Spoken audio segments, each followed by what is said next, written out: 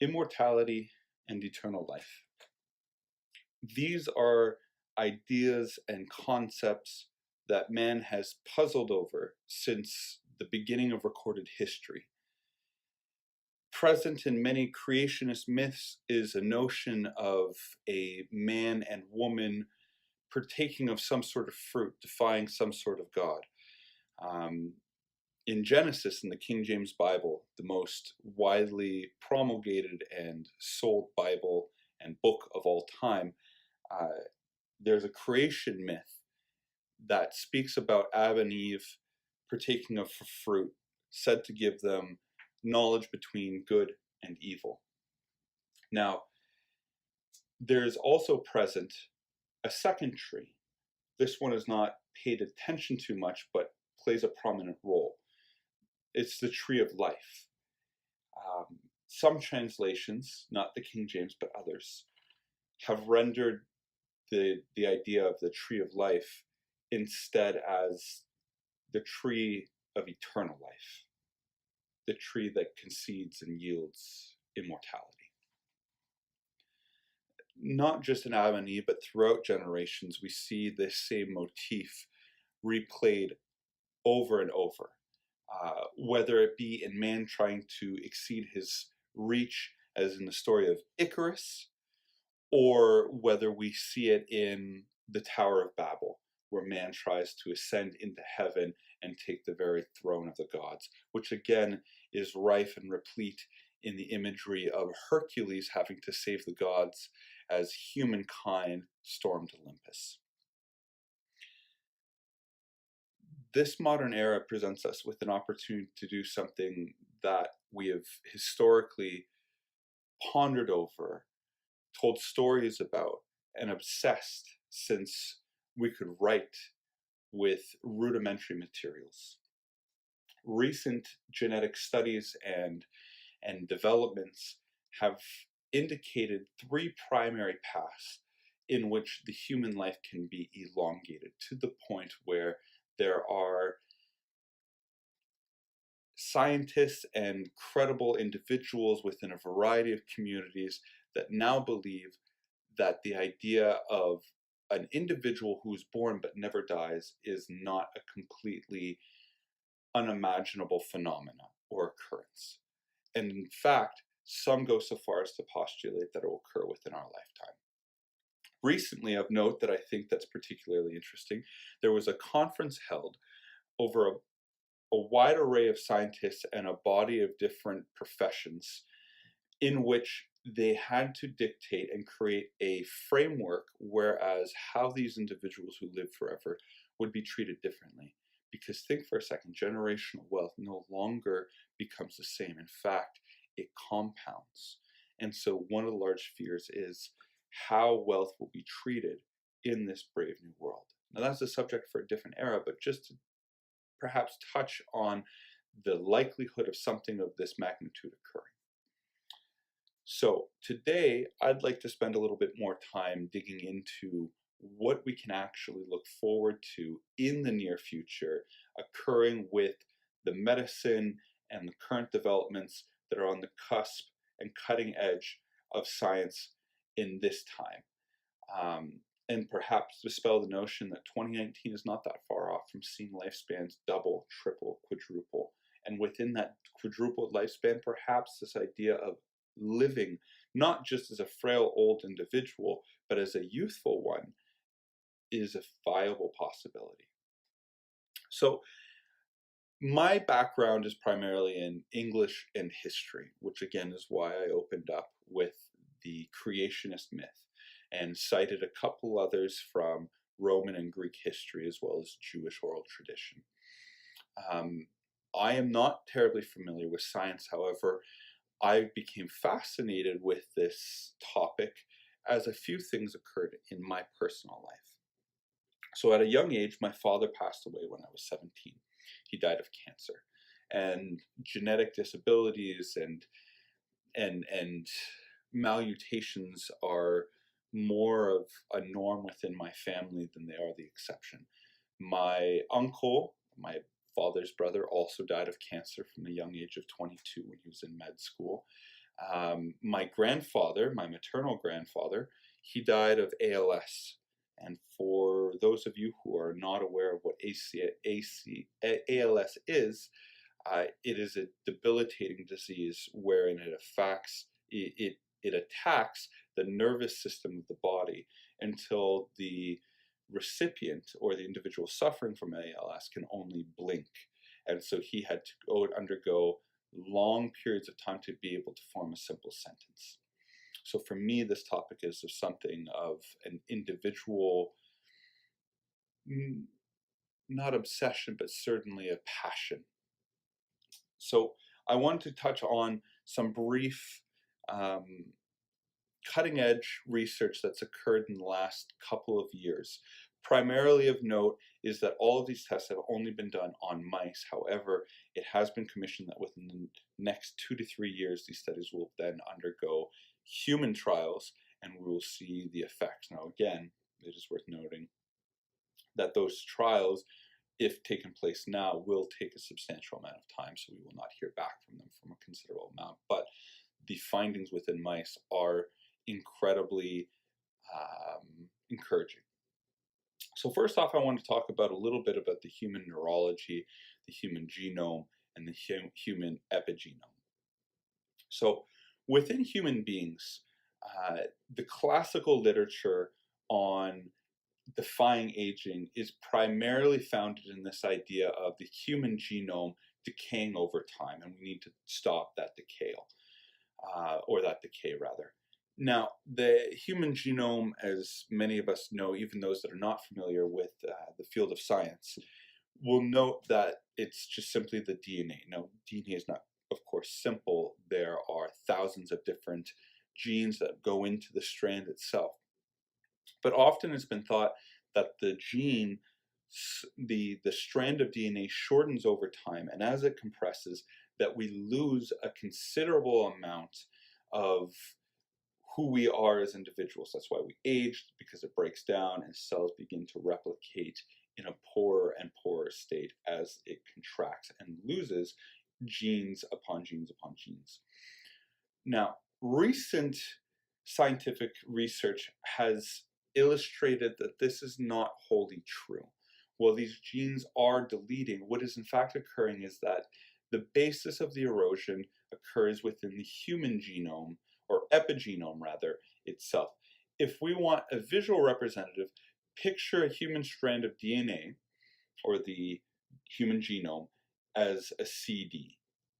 If that's pretty old, then picture a video game on a console or on your computer.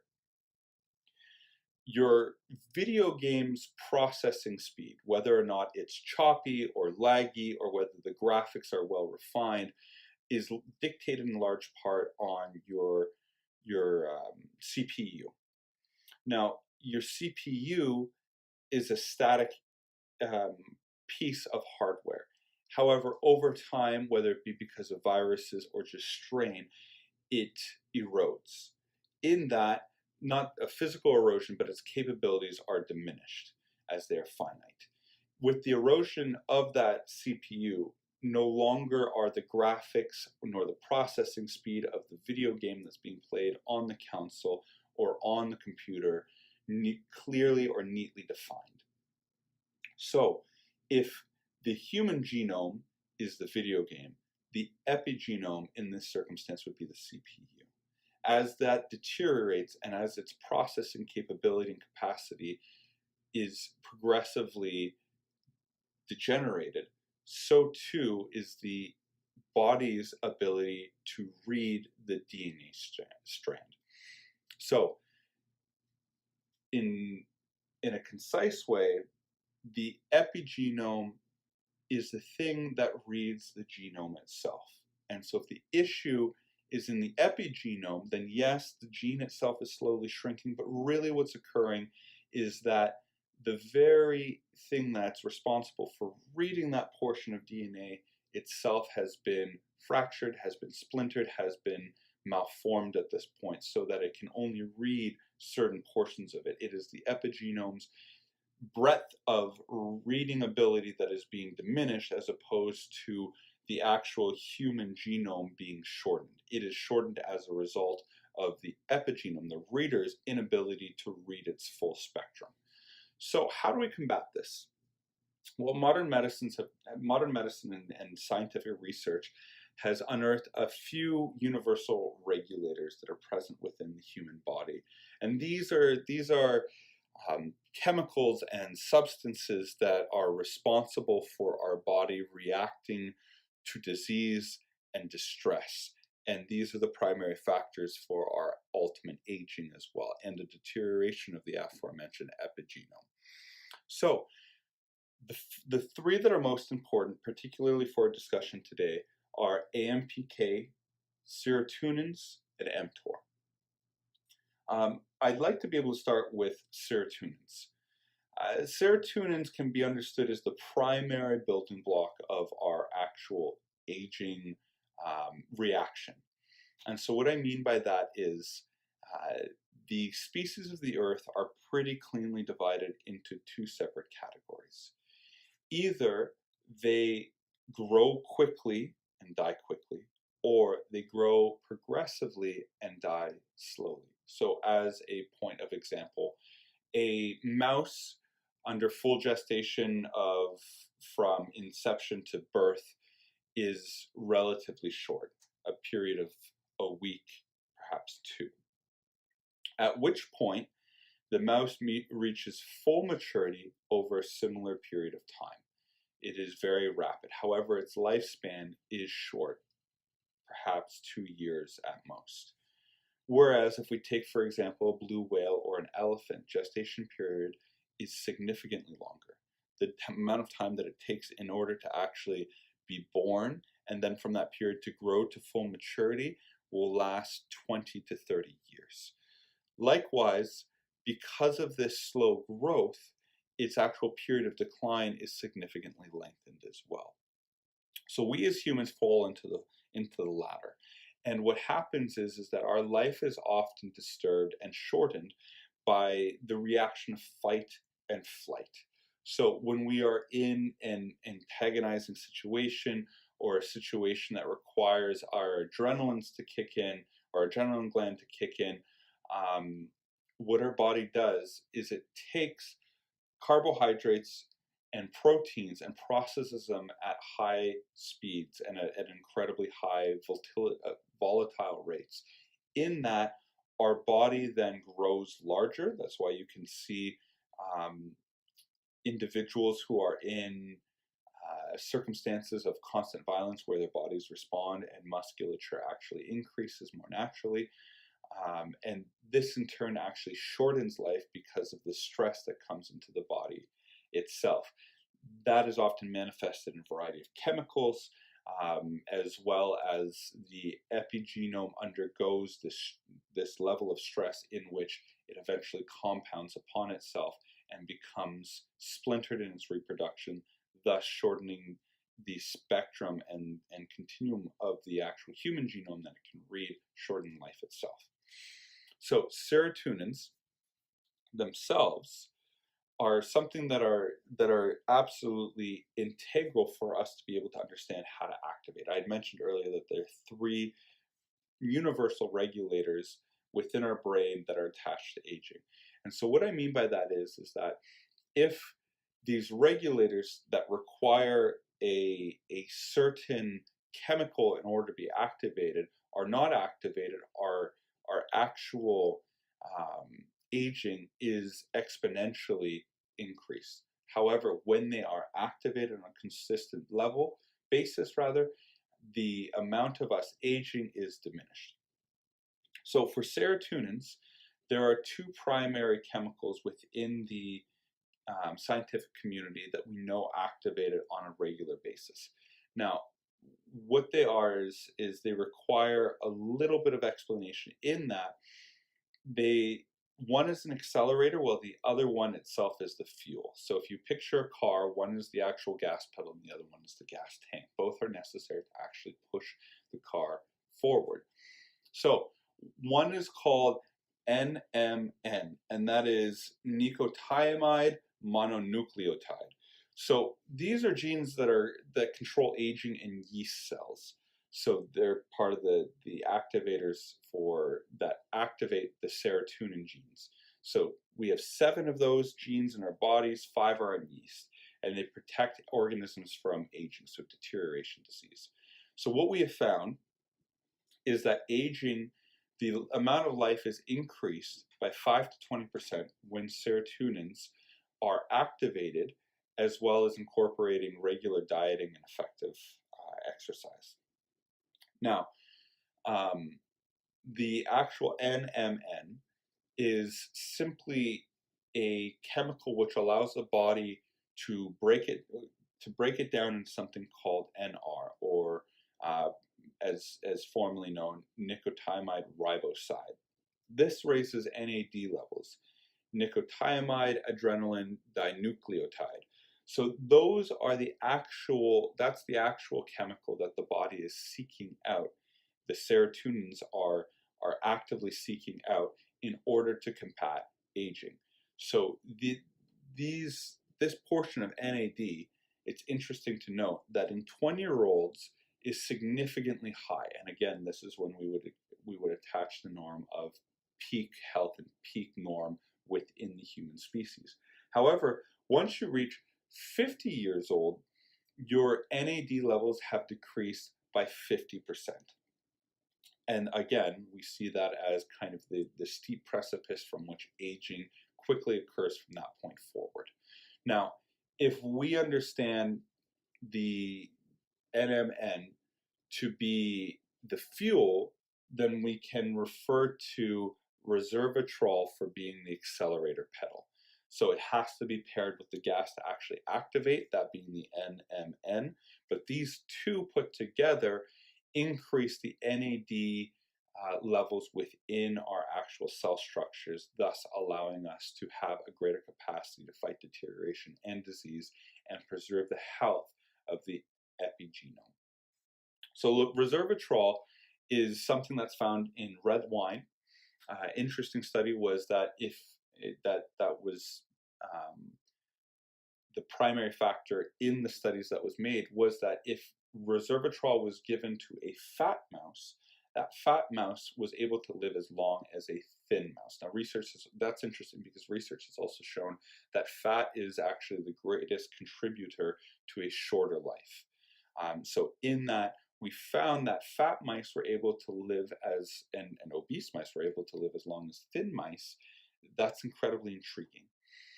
So resveratrol plus NMN results in higher NAD levels, which results in a healthier epigenome, which then itself results in the spectrum of our human genome, our DNA strand, being read more cleanly for a longer period of time.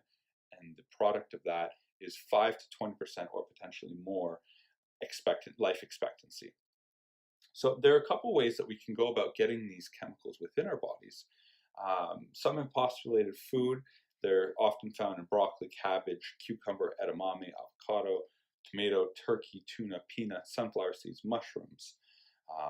All of these things are incredibly healthy for the body. However, none of them carry a significant enough amount of these two chemicals, particularly NMN, in order to cause the effect that we need.